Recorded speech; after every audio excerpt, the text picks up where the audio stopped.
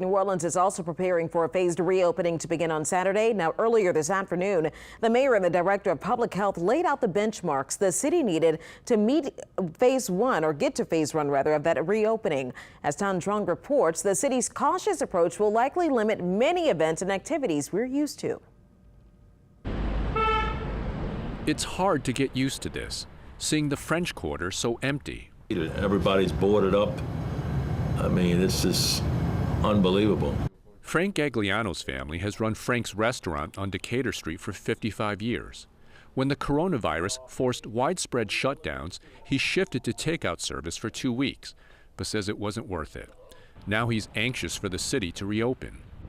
Well, it's rough right now. I mean, she literally shut the city down, the mayor. I mean, we're on standby waiting to see what's going to happen. New Orleans is set to start phase one of its reopening on Saturday. To get there, the city says 5 milestones had to be reached. Among them, a sustained decline in new COVID cases, efficiency in testing capacity, and having contact tracing in place. The mayor says the stay-at-home orders have worked, but the casualties are sobering. 470 deaths, you just can't make it up. It's a real number, but they're real people. Jennifer Avegno, the city's public health director, says everyone must still take precautions during this reopening. Physical distancing, as I've said, will remain in effect for the foreseeable future. Everyone must wear face coverings when they go about their business. Dr. Avegno put an emphasis on the dangers of so-called super spreaders. These are places or events that involve a lot of people. In phase one, at least, things like weddings, football games, and even parties may not be possible.